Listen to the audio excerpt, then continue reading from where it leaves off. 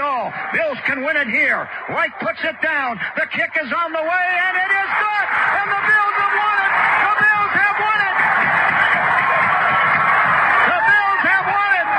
They win it 41-38. Incredible. What a comeback by the Bills. Jacksonville's perfect record on the line right here.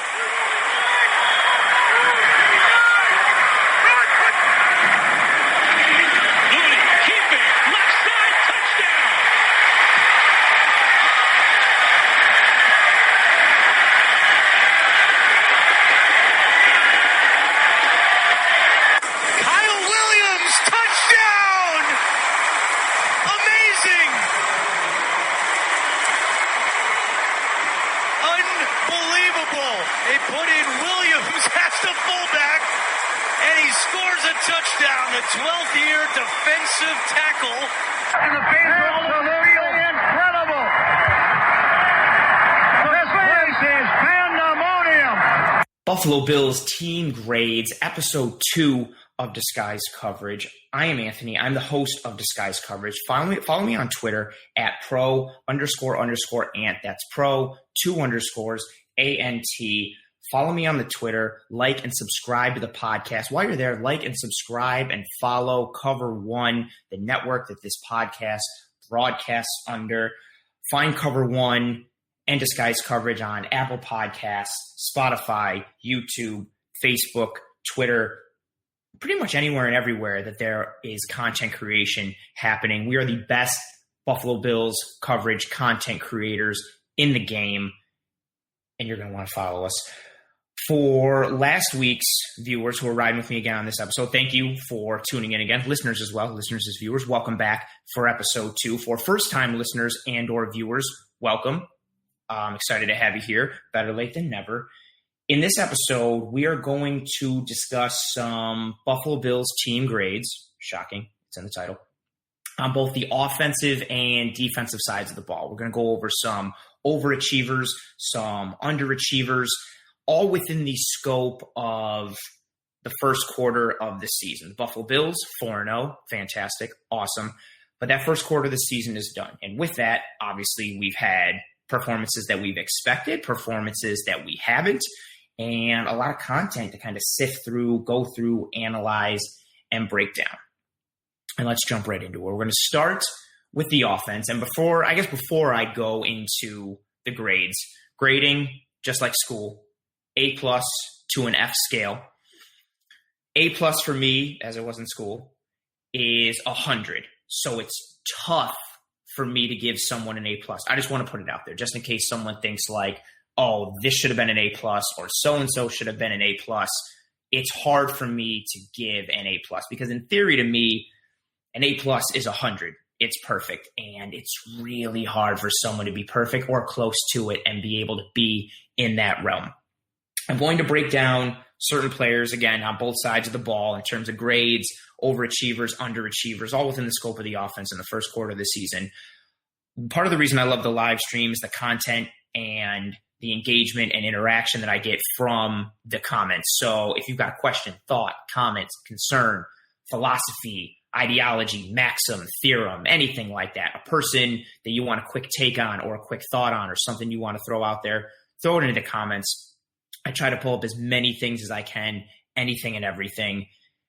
And I love interacting with everybody and being here on Disguised Coverage. And we're going to jump right into it. We're going to start with the Buffalo Bills offense. The reason we're starting with the offense is, surprisingly, the Buffalo Bills this year are now an offensive football team. Their identity is an offensive football team. I think we came into this year thinking that the Bills were going to be not close to what they were last year, but that their main identity would be defense. They would be a defensive football team, and if the offense could come up and match that level of quality that the Bills had on the defensive side of the ball, then we'd be sitting there in great shape, great position, having an offense match the defensive quality that the Bills had last year. What we've seen in the first quarter of the season is a pretty significant shift to the point that the offense is the driver of this team. The offense is really what has gotten this team to the 4-0 record. And not only is that offense the driver and the identity of this Bills football team, but the identity of the offense is a passing offense. So the passing game and everything that encompasses it has really been the story of this first quarter of the season. And that's where we're going to start. We're going to start with Josh Allen, much like we did last week. And the reason is because the Bills offense, currently sitting in fourth in yards per game at 409.5 yards per game, second in passing yards per game at 316.3 yards per game, 28th in rushing yards per game, 93.3. They are tied for fifth in points per game at 30.8. Dallas is in third in terms of points per game with 31.5. So there is less than a point difference between the Bills at fifth and the Cowboys in third. So Bills have a very good offense. And Josh Allen, the orchestrator of that offense, the talisman of that offense, the quarterback of that offense, literally and figuratively, he has been the driver of that Bills engine on offense. And that Bills offense has been the driver of this hot Buffalo Bills start. Josh Allen sits currently second in passing yards in the NFL at 1,326. And the only reason he's not number one is because Dak Prescott and the Cowboys find ways to just accumulate garbage time stats week after week.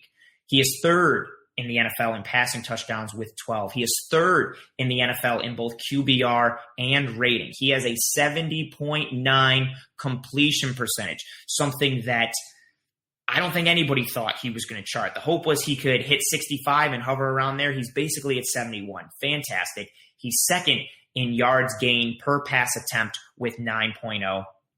And he's third in yards gained per completion with 12.6.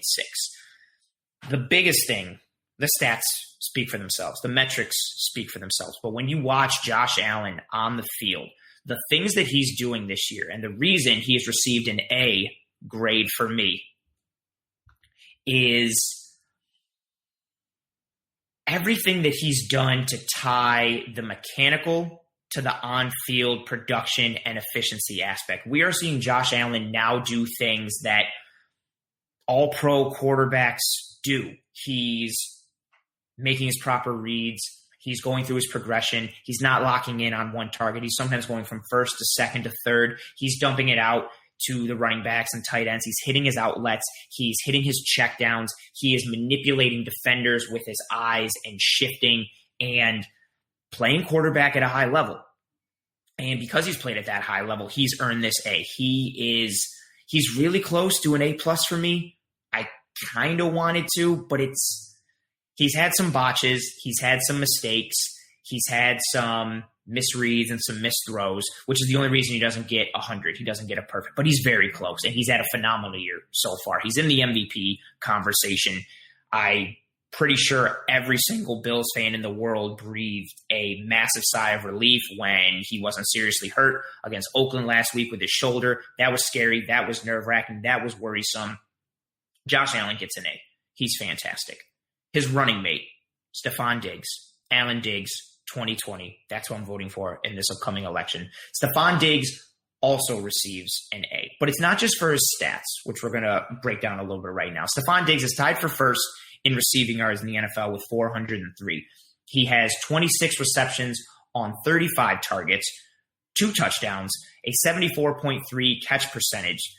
But as I alluded to, what Stephon Diggs has done is much more than just the numbers. He has provided so much for the offense, being a true number one wide receiver. And to tie it in with Josh Allen, as we continue to talk about Stephon Diggs, I think a really fun topic and something that we're going to get into on this show, not in this episode, but somewhere down the road. Josh Allen is obviously having a phenomenal year. But a fun debate and a fun thought to have really is, what would Josh Allen look like in this year without Stephon Diggs? Because the impact that Stephon Diggs has had on this offense and on Josh Allen is quantifiable in terms of his stats, but it's also not quantifiable. The energy that he brings, the attitude that he brings, the confidence that he brings, the swagger, the dog mentality that he brings is very impactful. It changes a lot in terms of the culture in a positive way. And then when you talk about the on-field things, again, there's the stats. But having a true number one wide receiver like Stephon Diggs, someone who can win against multiple coverages, someone who can moss defenders like we saw against the Oakland Raiders. That moss catch, right, by Stephon Diggs, awesome catch. Allen put it in a spot where Diggs could make a play, and Diggs made a play. But to nitpick a little, if Allen would have led that ball more towards the middle of the field, more towards the opposite corner, towards the pylon, Diggs catches that and walks in scot-free. His route was beautiful. The timing was beautiful.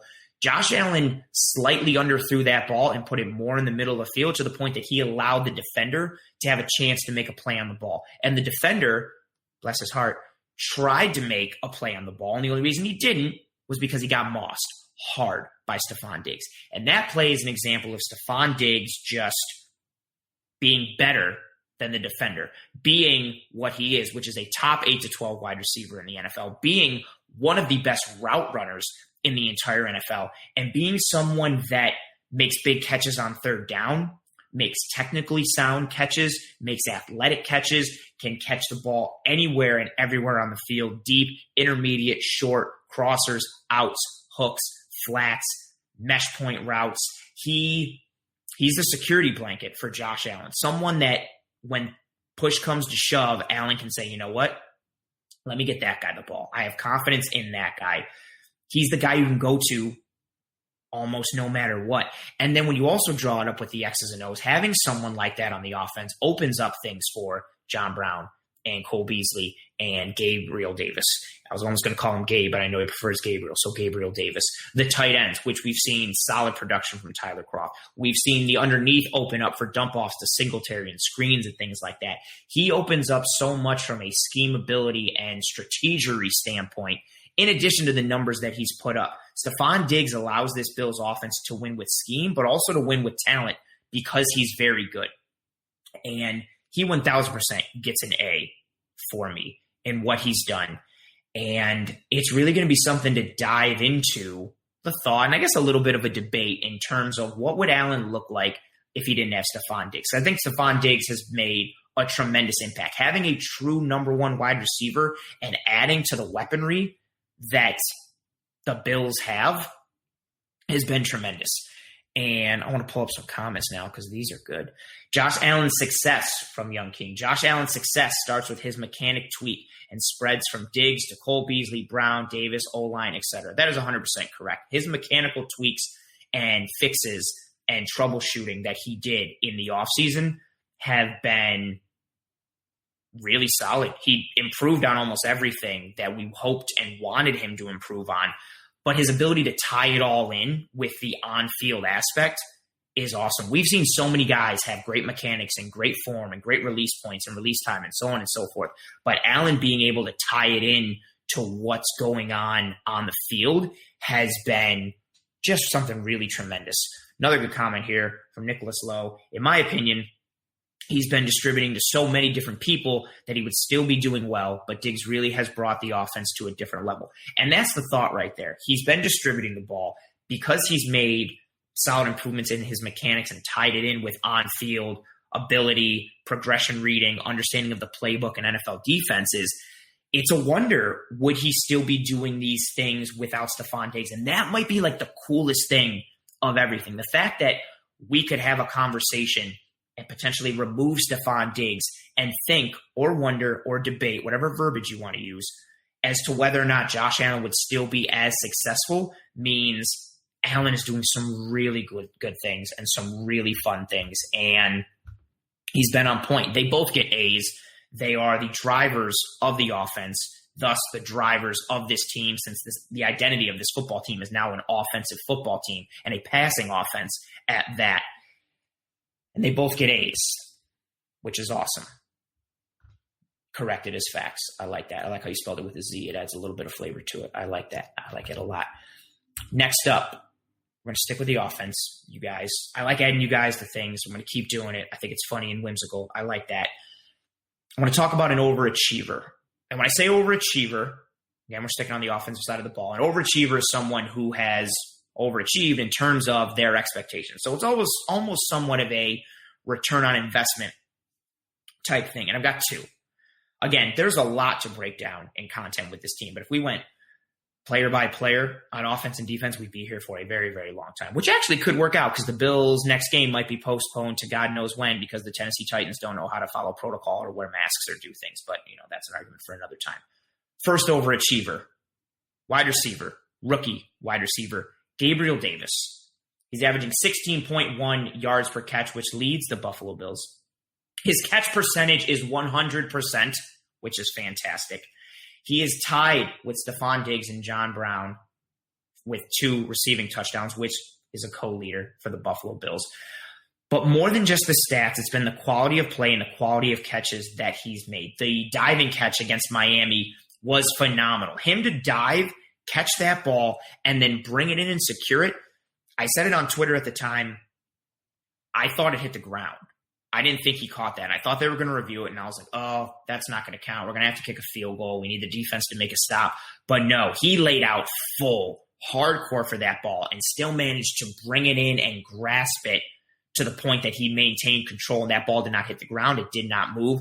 That was a phenomenal catch by Gabriel Davis, and that's a rookie 4th-round pick making a play like that. The catch against the Rams up the sideline where he caught it, brought it in, did the little sideline toe tap. Again, that's a 4th-round rookie wide receiver making that play. Even the wide open touchdown against the Raiders to put the Bills up 7-0. It may be small and maybe I'm just blowing it up too much in a positive way, but Allen floats that ball in perfectly, and Gabriel Davis doesn't catch it in. He puts his hands out and he effortlessly catches it and just brings it in. He has shown poise. He has shown versatility. He's run a variety of routes. He has 147 snaps on the offense, which is only 5 behind Cole Beasley. I know Cole had some injury concerns, and I know John Brown has had some injury concerns, which has thrust Gabriel Davis more into reps and starting potential and starting ability.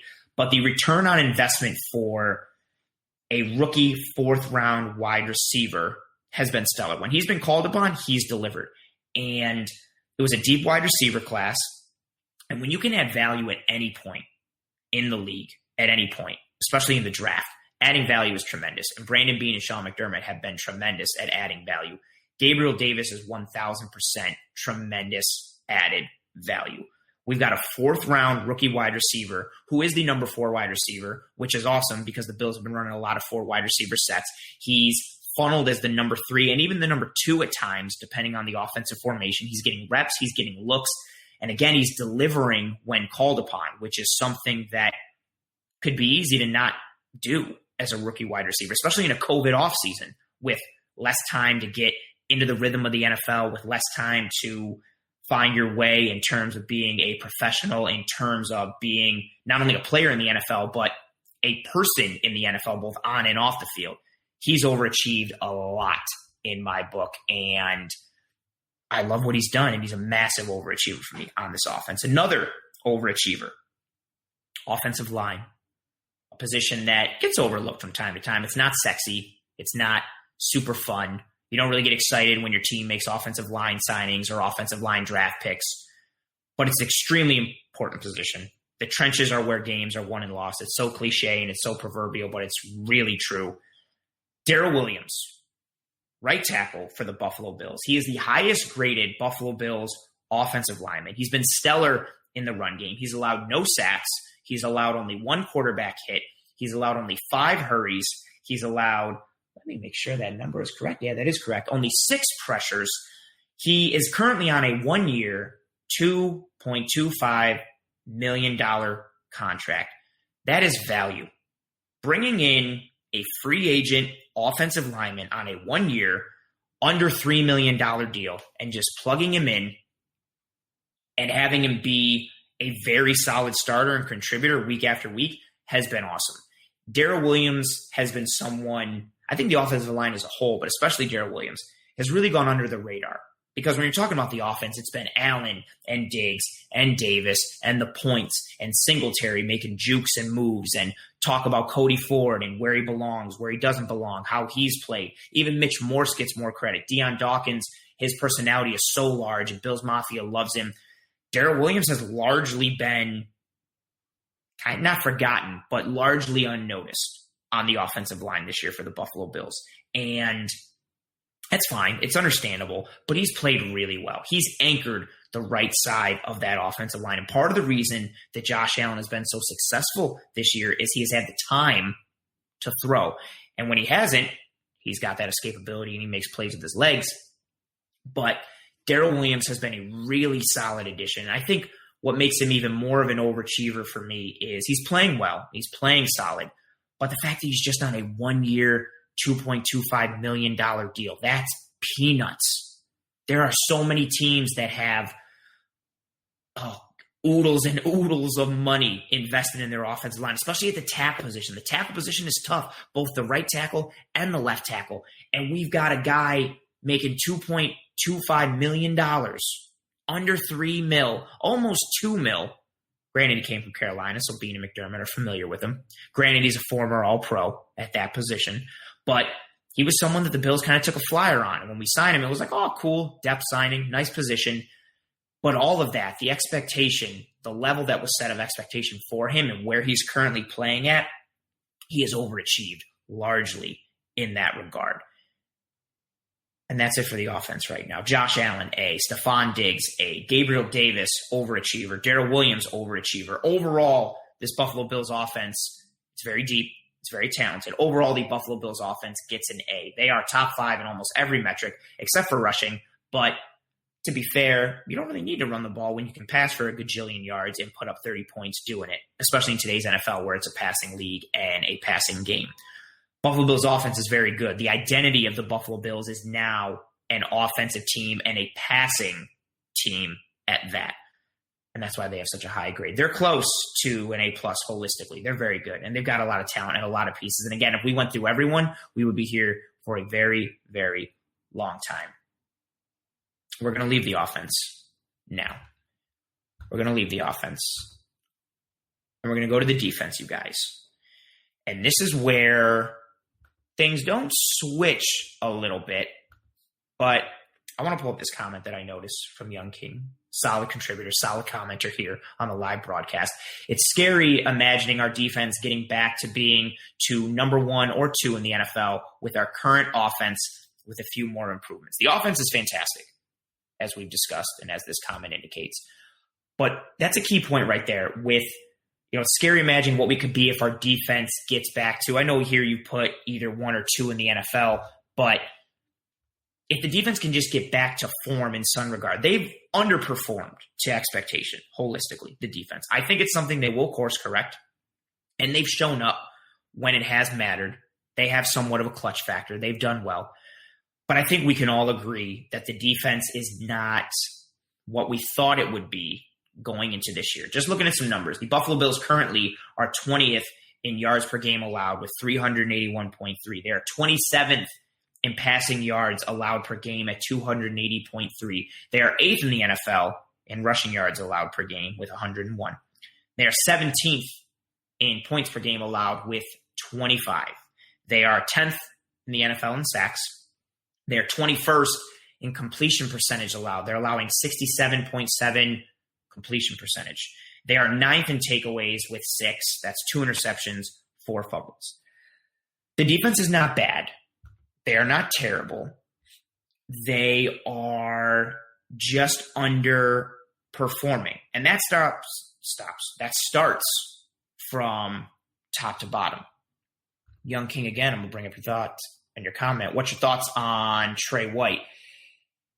Trey White is a microcosm of the Bills defense right now, you guys. And that microcosm is someone who's been, made some mistakes, but also made a really good play, but then also not looked good, but then shown up and done a good job. I don't think Trey is playing at the level he was last year, which, he played at an all-pro level and was one of the top 2 or 3, if not the best corner in the NFL last year. So playing at that level again is something that's a high bar that he set. But I don't think he's playing as good as he's capable of. I definitely don't think he's playing as good as he did last year. And I think he would admit that as well based on what he's done. He's been beaten on a variety of routes, deep, short, over the middle. He's gotten boxed out a couple times. The box out against Gesicki was one that really stuck out in my mind against Miami. Even granted, it was a low throw and a good catch by Waller, but even the one to Waller that was originally ruled incomplete, but then the Raiders challenged and was overturned and turned to a completion. Something like that, I see and I think like, would Trey have made that play last year? And maybe it's just a good throw, and maybe it's just a good catch, but he seemed to just be this year like a half step too late, or his technique is just a little off when it comes to his timing. I don't think he's playing as good as he can, but I think he'll turn it around, much like the defense as a whole. The defense as a whole, I've given a C+ for the first quarter of the season. They haven't been atrocious. They haven't been terrible, and they made plays when they needed to and when it's counted. But they're just not playing where they need to be. And I think, again, where we expected them to be. We're only through the first quarter. As we go through, I believe they will course correct. Leslie Frazier, Sean McDermott, they're good coaches. That whole coaching staff, we list through everybody. They're smart. They're well-educated. They know the scheme. They know what they can do. I think they're going to turn it around, and I trust in the process to do so. But just because the defense holistically hasn't been up to par or up to an ideal level of play doesn't mean there haven't been successes in that defense. And one success that I wanted to bring out right now is Mario Addison. I've given Mario Addison a B+. I was excited for his addition in the offseason. I'm still excited about his addition now. He currently leads the team in sacks with 2. He leads the team in pressures with 10. And he only has the 3rd most snaps on the defense. He is the 3rd highest graded Buffalo Bills defender. And he has the 2nd best grade on pass rush snaps. He's flashing well on tape. He's making plays. He's getting pressures. He's getting in the backfield. He's been solid. He's been as advertised. When we signed Mario Addison, I honestly believe he was going to be close to, if not our best pass rusher. Him and Jerry Hughes. Jerry Hughes has also done very well. But Mario Addison, I don't think there's enough talk about what he's done so far. He's close up there in terms of getting the highest grade on the Buffalo Bills defense. I've given him a B+ here. He's someone that I think really stabilizes the defensive line, and especially with AJ Epinesa, and we're trying to see how he comes along and how he progresses. Having that solid defensive line play, and especially defensive end play from a guy like Addison, who's in on a good deal, and who has the experience and production in previous seasons, having someone like that stabilize the defensive end position is something that's of really good value.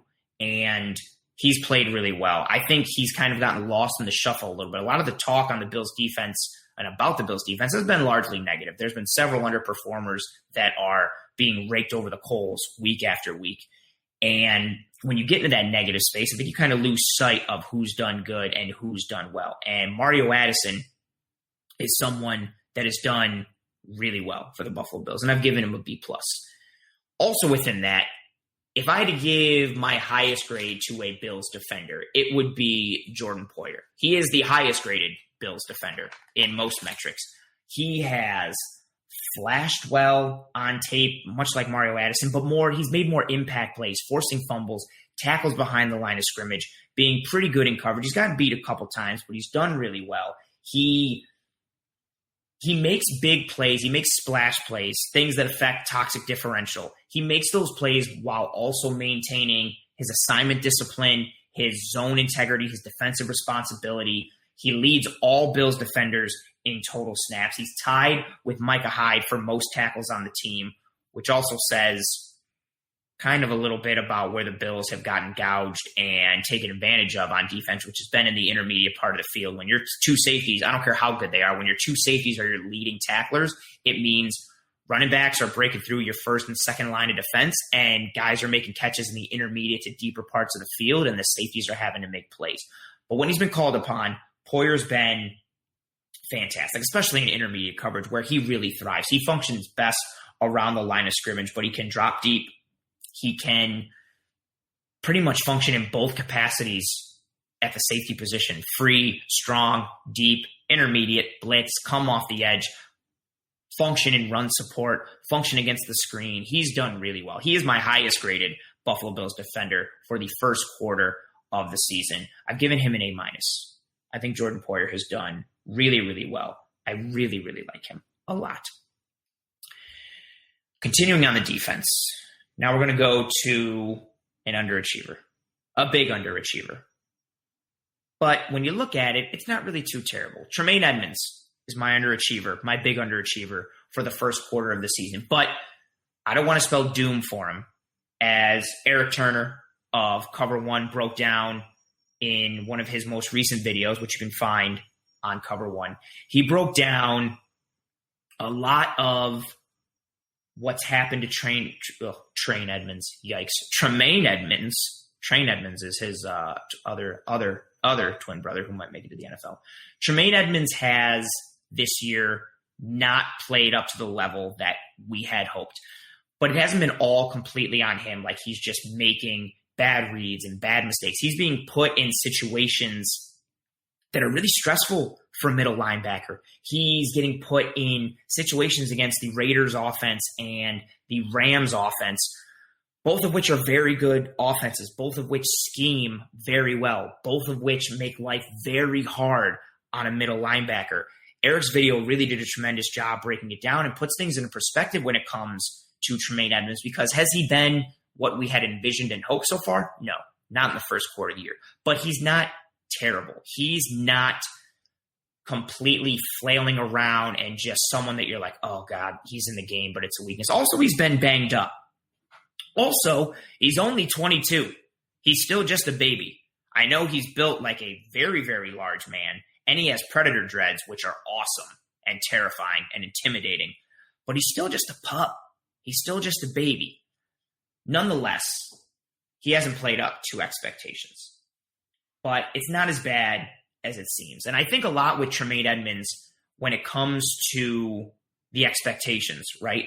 I think we see his frame and his raw ability and talent and size and age. And then you think of other famous young middle linebackers. You think of Sean McDermott's success with linebackers, especially Luke Kuechly. You see all of that and you think, oh my God, Tremaine Edmonds is going to be that next guy. I saw comments during the offseason, and it's fair, about the type of deal and contract that Tremaine Edmonds was going to get when his rookie deal is up and how it will probably reset the market for linebackers. And there's all this expectation and anticipation for the level of play that Tremaine Edmonds has. And when you set the bar that high, it's tough to reach that bar sometimes. And I think we need to pump the brakes a little bit on Tremaine Edmonds. Not in a terrible way, because he's not terrible. He's young. He's still developing. He's been banged up. And he's still done some good things. As Joe Nelson put, famous commenter here on Disguised Coverage, he has done well in the run game, just can't quite get home in pass rush. And that's a good point. Eric, again, in his video on Cover One, love Eric's tape grinding. It's fantastic. He really breaks down how Edmonds is close in making the right read, but he's just a half second too late, or he bites just a little too much coming up and then gets caught behind, or he makes this read and his eyes kind of mislead him, and then as he comes back around, he's just slightly late. He's a hair off. He's just not there with everything. And again, you juxtapose his level of play in the first quarter of the season with the expectations you had going in, and that's why he's an underachiever. But I don't think all hope is lost. I don't think we're going to sit here and say, oh my God, like Tremaine Edmonds is a weakness. This was a bad pick. This was bad. I don't think he's the best Buffalo Bills linebacker. I think Matt Milano is the best Buffalo Bills linebacker. I thought that coming into this year, and I think that now. Tremaine Edmonds' ceiling higher than Milano. He can be phenomenal. Not that Milano isn't. But Milano's a very good linebacker. He does a lot of things well, especially in pass coverage. He's been one of the highest rated pass coverage linebackers in the last several years. One of the best linebackers when it comes to completion percentage allowed against opposing quarterbacks. I think Milano's our best linebacker. And again, I don't think that's doing a disservice to Tremaine because he's still just a pup. He's 22. He's young. He's got a lot of football left. And if he progresses and hits that ceiling like we think he can, he might cash in on 2 monster deals. He might cash in on, he could get a market-setting contract and then get another market-setting contract again right after that. As Greg here has put, Greg, Cover One member, awesome content, awesome person. Follow him on Twitter. Follow him everywhere. Follow him from his house to his job, all that kind of stuff. No, don't do that. But maybe. Greg says, I'm certainly guilty of setting the bar too high on Edmonds coming into this year. And I think that's spot on. I think that's something that happens. Again, especially when you get hyped on everything that the Bills have. You get hyped on what you saw last year from the defense. You get hyped on what they could be going into this year. And you start to set the bar high. And when you set it too high, it's tough to kind of ever reach that bar again. I think that's the situation we have with Tremaine. Has he played well? No. Is he a dumpster fire like it's potentially being made out that he is? No. He's not a dumpster fire. And I think he'll get coached up. I'm also hoping he gets a bit healthier and can really turn things around. He's, again, a guy who's still very young. He is still developing. He's still developing not only in his mental capacity for the game, but into his physical frame. He's still putting on muscle and filling out and funneling into the man physically that he's going to be. He's got a lot of football left. He's got a lot of development left. There's so much when it comes to Tremaine Edmonds. And I know he hasn't played well, but I think we're going to see better days for him, especially as he gets healthier. And as we've discussed, he's not far off. He's not making all the plays we want. He is making some good ones. We'll see him shoot the gap and make a tackle in the backfield, make a good play, string something out and make a tackle. And then we'll also see him get hooked, get blown out of a gap, make the wrong read and leave a hole open. That happened multiple times against the Raiders. He left holes open that Jacobs and Jalen Richard both took advantage of and had big runs for the Raiders. But that's going to happen when you're young, and that's going to happen when you're playing a role in a Sean McDermott defense like that. And I want to briefly touch on the cornerback position. The cornerback position is something, before I was a member here on Cover One, and even as a member of Cover One, I have been banging the drum for being worried for our cornerback depth all offseason. I loved what the Buffalo Bills did in the NFL draft. I thought it was really good. But I wanted a corner with our first pick. I was very happy with A.J. Epinesa, though. He fell. I thought that was tremendous value. Grab him. Got it. Love it. But I wanted a corner. Coming into camp, I thought our overall depth was okay. I thought Tre'Davious White and Josh Norman and Levi Wallace and E.J. Gaines, I thought holistically that depth was okay. Not the best, but okay. You got an all-pro on one side, and then you got three guys who, if one of them's terrible or gets hurt, you can kind of plug anyone in. E.J. Gaines is really good, but he can never stay healthy for more than 8 to 10 games. So it's good to have that rotation. E.J. Gaines opts out. Norman gets hurt. Now Levi has been hurt, and it looks like he's going to miss some significant time. I like how Josh Norman played last week. He's aggressive. He tackles well. He plays physical. He creates turnovers, contributes to that toxic differential.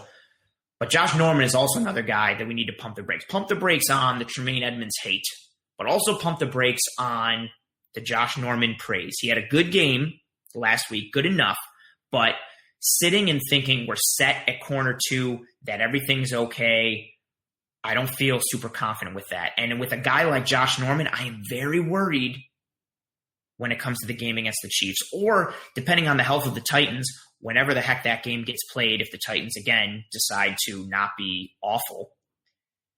I'm worried about how Josh Norman does against faster, more athletic wide receivers. He was never the most fleet of foot, the most athletic, the fastest, but he was physical, played with good technique. He's a bit older. I'm worried to see how he functions against NFL teams and offenses that have speed and that have ability, combined with some technique.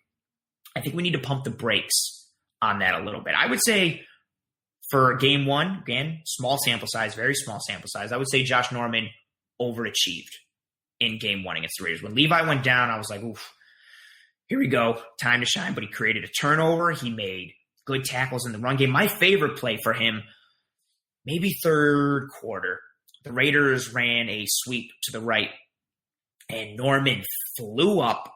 He met the pulling guard, submarined him, turned the run back inside. The rest of the defense cleaned it up, and Raiders had like a 2-yard loss. But he came up with no fear and just stuck the lineman hard, shut the edge, shut the corner, made the running back turn back inside, muddled up the whole play. That's what you're really going to see as a strength from Josh Norman. He's much more physical than Levi. He brings that aggressiveness. He brings that toughness. And much is what we're seeing from multiple comments. Joe Nelson, again, multiple. He came in at a good price. Perfect for the number 2 corner role. I don't know if I'd say perfect. I'm still a little worried. I'd feel better if we had Levi healthy or somewhat of a rotation. But I like the attitude that he brings, and I like the tenacity and toughness. Again, the reason I'm concerned with corner as a whole, when you've got an all-pro like Tre'Davious White, even if he's struggling, right, that number 2 corner is going to get tested. If you have a true number 1, teams don't go after that number 1 a lot. They go after that number 2. And if your number 2 isn't solid, you're going to get eaten time and time again. We saw that with Levi a couple times this year. As we did last year, teams would be like, okay, well, we can just get this other guy. Let's just keep going at this other guy. And it's an easy way to get beat, especially in today's NFL. Eric, from Cover 1. Shout out to Eric. Shout out to Cover 1. Norman and Milano put their bodies on the line on that play. Exactly. I believe, Eric, you are talking about the play where Norman stuffed that run to the outside. And yeah, Milano, Norman, Taron Johnson, the Bills have a lot of physical presence on the defensive side of the ball. They play fast. They play reckless, not in a bad way, but they play hard and they play with effort. And that's why I think, despite the struggles we've seen in the first quarter of the season, I think they're going to get better because the want to is there. The talent is there. The schemability and the coaching is there. We've also seen not a regular offseason, and we're still seeing guys gel and fit and find themselves and find their form. And as we start to get that, I think the cream rises to the top, much like Macho Man Randy Savage said in one of the best wrestling promos of all time. The cream rises to the top, and I think the Bills' defense has a lot of cream, and I think they're going to do good. Another comment here, he is perfect as the corner number 2 because as an off corner, he's opportunistic and can tackle. That's a very good point. I think the fit of Josh Norman in the Bills defense, in particular a Sean McDermott defense, it fits him almost to a T. It's the defense he was an all-pro in. He can sit back. He doesn't have to be in man coverage like he was a decent amount in Washington where he got beat. But he's opportunistic. He takes risks. He can make a play. And 1,000% he can tackle. That aggressiveness coming up and making plays. Good one from Joe Nelson. Norman has the big-time mindset that makes him perfect for corner number 2. That's a fair assessment. I think his mindset, his mentality is a good fit for the number 2 corner spot. I'm worried about the physical ability at times, but I think his mindset and where his head is at and how he plays the game and how he understands the defense makes him a very good fit, at least in the Bills defense. Much to your point and much to Eric's point from Cover 1, I agree with that as well. I also want to throw this up again from Young King. Like this, we know what MF stands for. Video up. I appreciate that. That's nice. Bang that like button. Break it. Smash it. Like over. It's what, it's a nice little ego boost, and that's what we're really here for. But Josh Norman's done good. I also want to scroll back to a comment earlier. Oh, I'm going. There was multiple here from Daniel. First, thoughts on Harrison Phillips. I think he's still recovering from his injury from last year. An injury like that takes you. I know you can come back earlier than 1 year, but it really takes you about 12 to 14 months until you're feeling like yourself again. And as I mentioned on last week's episode, especially when you're a big guy, more stress on ligaments, more strain and pressure on your ligaments. I think he's still getting his feet and his body and his rhythm back under him. He's somebody who, I know you have the risk of getting injury in preseason, but he's somebody I would have liked to have seen get preseason reps just to get his feet back under him, no pun intended, and get his rhythm and get back into that football playing mindset and shape. He's flashed a couple times in a positive way. I don't think he's been tremendously solid, but I also don't want to say that I don't expect much from him, but I don't expect him to make big, flashy, awesome plays. I'm not looking at him to make Ed Oliver splash type plays. I want to see him be solid, maintain his gap integrity, which he's struggled with at times, but I still think he's finding the rhythm in adjusting and recovering from that injury. Also, same commenter. Thank you. Appreciate you. Thoughts on Quentin Spain. I thought it was really interesting when Quentin Spain kind of stepped out of the starting lineup when we saw Winters move into right guard and Cody Ford move into the left. I thought Spain last year was really solid. I thought he was fine enough in the first several games this year. I thought it was interesting seeing him flash into the right guard spot in the first quarter of the season, and he held his own. My bigger thing with it is, what does his play and Cody Ford at left guard mean when Feliciano comes back? Somebody who is a locker room favorite, has been a road grader in the run game, and a pretty good pass blocker. But what does that offensive line look like? I think Quentin Spain is capable enough to start, and I think as a depth piece is absolutely phenomenal. The depth on the offensive line, I love, especially when Feliciano comes back. If we're sitting there and then Spain is the first guard off the bench, we're in a good spot. Much like we're sitting there with Dawkins and Daryl Williams, and then Tynasecki is kind of the swing tackle that is first to come up off the bench. The offensive line depth that the Bills have is solid. I think Spain is capable of starting, and if he's in there, I'm not tremendously worried, but having him potentially is what it looks like of being the first offensive guard off the bench in times of need, I think is something that's really awesome. That's a tremendous depth piece. And those are some Buffalo Bills team grades for the first quarter of the season. Offense gets an A, several standouts on the offense. Some defenders, not as high of grades as the offense. Holistically, overall, the defense, about a C+, while the offense is sitting at an A. And as we mentioned earlier in the episode, and as some of the comments indicated, if the Bills defense can raise just a little bit more, I think it's going to be harder also for them to be a top 5 unit again, statistically speaking, because if you're putting up points on the offensive side, it's tough to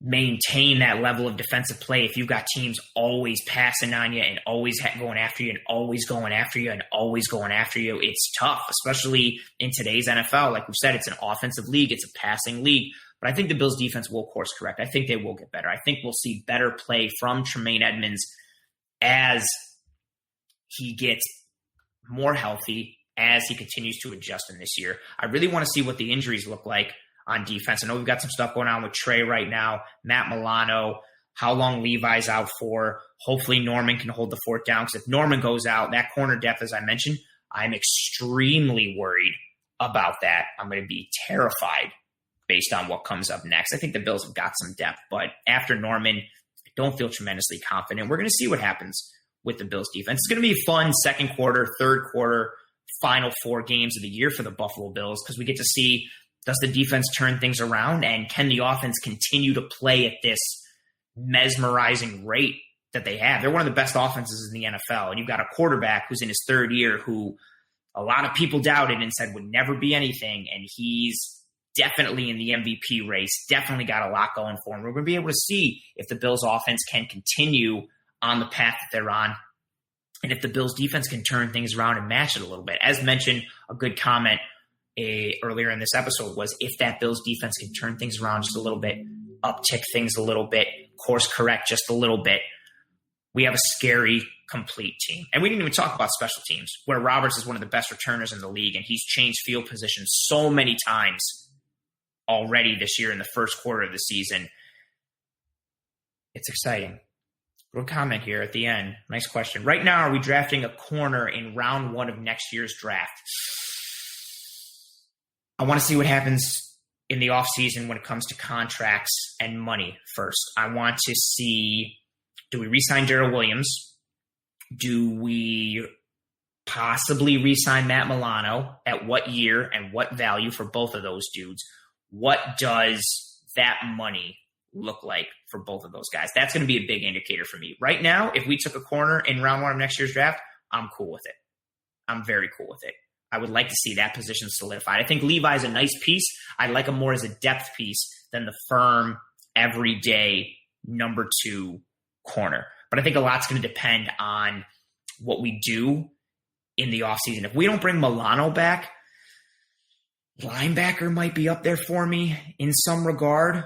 Again, I like Tremaine Edmonds and I like Milano, but even with just them two, both of them, they play at a high level. Linebacking depth as a whole has not been great. We've seen A.J. Klein this year. He has not looked like the A.J. Klein that played New Orleans the last several years. Dodson's been nice, but I don't feel wholly confident in him. If Milano doesn't come back, linebacker might be a position that I would like to see, especially with the Bills' propensity to play nickel. I know you're going to have more corners on the field than nickel, but you really need two rangy linebackers that can function in the run game, can blitz, and that can also cover sideline to sideline and deep and wear multiple hats. That linebacker position is really key for the Buffalo Bills. And if Milano doesn't come back, I might want to see a linebacker. And if Daryl Williams doesn't come back, might see a right tackle. But that's all for next season. This season's been fun. The Bills are 4-0. It's a good time. We'll see what happens with Tennessee, what that game gets decided for in terms of scheduling, what happens with Kansas City, what happens with the next quarter of the season. Quarter 2 of the year, the next 4 games are going to be challenging if they all get jumbled and mushed into a short amount of time. If they get put into a short span, it's going to be something that we're going to have to keep an eye on. But the first quarter has been good. The Bills' offense is rolling. The defense, not so much, but there is hope. There is light on the horizon. It's not as bad as we think. It's not great, but it's not terrible. The Bills' offense is awesome. We've got some studs on offense. We've still got solid play on defense. I believe things will come together. And that's going to be it for this week's episode of Disguised Coverage. I want to thank everyone for tuning in to this week's episode, for riding with me again on this week's episode of Disguised Coverage. On whatever platform you're viewing, listening, whatever, I appreciate anyone and everyone's support. Thank you for all the engagement and comments during the episode. Thank you for your support. Please tell all your family and friends and loved ones, cats, dogs, fish, imaginary friends about this pod, about Cover One. Follow me on the Twitter at pro__ant, pro__ant. I appreciate everybody. Go Bills. I'll see you next week.